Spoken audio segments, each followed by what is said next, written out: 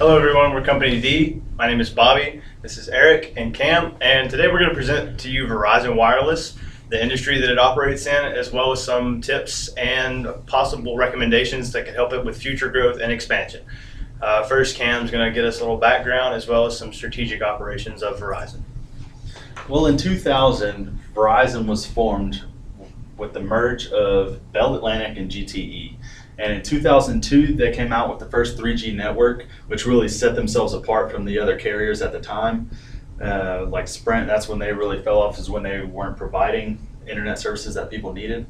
And in 2005, they started using fiber optic cable data processing and transferring with the Fios TV. And that is transferring data through light, which is the fastest way that you can do it. And then in focus and strategy, their large focus is being the largest 4G LTE network, and they pride themselves on the blanket coverage that they have over the US. And their coverage can't be matched by any competitors, including AT&T. But where AT&T claims to have the fastest internet, Verizon comes out with XLTE in order to speed up their networks and match AT&T. And just they're constantly expanding their coverage and reaching out to places that their biggest rival AT&T can't get to. So really matching those internet capabilities and exceeding expectations there takes away from their competition, their main competition, which is AT&T. Right, I'm going to take us on a ride through Porter's 5 forces. First of which is intensity of rivalry, which is very high in the cell phone mobile provider industry. There are very few top providers at the very top as far as market share, and from there on, it's very small and mainly regional suppliers from there on out throughout the country. So people like Verizon, AT&T, and T-Mobile. So it's very high, very intense, as they're all trying to get customers from each other and prevent the other from growing or having an innovative product over the next competitor. Next, we have bargaining power of suppliers, which we listed as moderate due to, in this case, by the way, suppliers are going to be cell phone manufacturers. They have choice in who they provide their phones to, especially as far as specific and particular models based on the carrier. It is in their best interest to go with the larger or more profitable ones, the ones that can get more of their product in customers' hands. But there again, there's not that many options because the power of rivalry is so high and there's so few at the top as far as big name providers. Then we have bargaining power of buyers, which is very low because as far as cell phone contracts go, they're a lock usually for 2 years. It costs you a pretty handsome sum to get out of those. There are very few markets or very few providers to go to because, once again, there are so few major providers at the top, especially that do nationwide and consistent coverage as well as data flow. So there's very little bargaining power with buyers, very little threat of new entrants as well because of the established giants in the cell phone industry or the carrier provider industry. So there's not going to be much leeway in entering the new market because these established giants can take a hit as far as matching prices or lowering what they're going to be offering. So it's very hard for a new company to establish itself or to come in. We've got threat of substitute products is low as well because, let's face it, cell phones have been pretty big for, say, 15 years now. Don't think the landline phone is going to come in and replace it because people like being able to do stuff outside of their home and office. So cell phones are pretty much here to stay, at least for the foreseeable future. The tech world is changing and a new innovation could totally change this tomorrow, but for the foreseeable future, threat of substitute products remains low. So now we're going to go through driving forces, and this is what's going to basically drive customers in the cell phone industry and affect Verizon as a cell phone carrier and provider. Providing more consistent coverage throughout the area, which in this case is going to be the continental United States. It's very crucial to provide consistent coverage from point A to point B in one's travel so that their phone is reliable and useful at all points in between. So it's going to be a major point between the competitors to provide the most consistent coverage. One thing Verizon's trying to do, and they usually advertise a lot of, is their coverage area being larger than that of their competitors. We have businesses in need of branching out of the office and being able to do more work on the road. This again goes with a more consistent and larger coverage area as well as larger bandwidth through the data usage. So basically it's who can provide the most in the way of features and coverage to these businesses so they can trust their cell phones to provide them an actual place to work with on the road and outside of the office. Need for cell phone towers to help again with the wider geographic range And then less coverage in small towns and rural areas. This is a matter of, I don't like to use the word captive audience, but if you're going to be the only big name supplier in town, it's a pretty good bet that you're going to have most, if not all, the business in the area. So that's another thing that Verizon needs to think about before competitors can, is finding small areas in need of their product and establishing themselves there. Next, we'll take a look at key success factors. And some of this echoes what is in driving forces, because they're pretty closely related, but what we're going to have is greater data capabilities with the phones. It's going to be backing up the innovative features that are going to be available on these phones as well. Cell phone providers need to be able to provide adequate data and coverage so that the features that the cell phone manufacturers are offering and trying to innovate are being used properly. They're going to be properly utilized by the user, by the consumer. And so they're not just useless, or there people are saying, well, I can't use this yet because the network doesn't support it fully. We're going to have widely available in most populated areas. Again, it's a matter of, can you provide to people who were previously not provided for, as well as broad and consistent coverage in those areas. So next we're going to have Eric, who's going to take us through the SWOT analysis and the financials. I'm going to talk a little bit about Verizon's strengths, weaknesses, opportunities, and threats. Their first strength is that they're leading the pack in wireless carrier market share subscriptions. This means that Verizon is number one in cell phone service providers, closely followed by AT&T, but the one after that is pretty substantially low. They've been consistently number one over every month for the past 4 years, so it looks like they're keeping quite a hold on things. Another strength is that they have multiple geographic locations and broad coverage.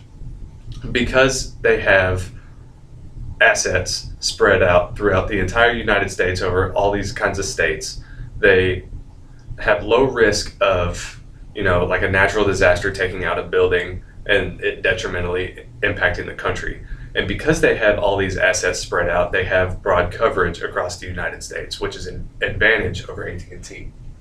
The first weakness they have is that the company has essentially become a mature industry. This, like Coke and Pepsi, means that Verizon is pretty much where it's going to be unless it makes a huge change. They have the customers they're going to have. They're not going to be much of a growing industry anymore. And another weakness is a reflection of the strength. All of the assets are located in the US, so they're protected mostly from natural disasters. But what if a huge political disaster happened? What if a huge tax got implemented on cell phones and it detrimentally impacted Verizon, and they would essentially go out of business unless they expanded toward Mexico, Canada, or more developed countries. An opportunity is exactly that, to expand to Mexico, Canada, or more developed countries in Europe or Asia or any other country, to boost their revenue and lower their risk. Another opportunity is that new markets such as cloud and worldwide networking services are being implemented. This gives Verizon the opportunity to jump on that technological advancement and gain new customers and give customers another option and technological benefit from Verizon. A threat is that competition is very high, especially with companies like AT&T, which is number 2 to Verizon most of the time, but is very close to Verizon. And since Verizon also makes cell phones and laptops, they're also susceptible to HP and Amazon as competitors. Another threat is that people are less willing to buy in light of recent economic duress. Back in 07 to 09, that huge recession scared a lot of people out of buying expensive toys. They're not going to go out and buy a $400 phone if the need doesn't absolutely arise. Their gross profit margin is essentially what they have left after sales minus cost of goods sold. Back in 2010 to 2012, it stayed pretty consistently between 59 and 60%, jumped up to 63 in 2013, and went back down to 61 in 2014. 2013 was a huge year for Verizon. Operating profit margin is the income that the company retains before taxes. In 2010, it was 14, dropped to 12% in 2011, down to 11% in 2012. Then they had their big year in 2013, jumped huge amounts to 27%, and then came back down in 2014 to 15%. Net profit margin is the amount of money Verizon makes in net income due to sales. So in 2014, say, 9%. This means that for every dollar Verizon makes, they retain 9 cents of it. Return on assets is how efficiently a company uses its assets to create revenue.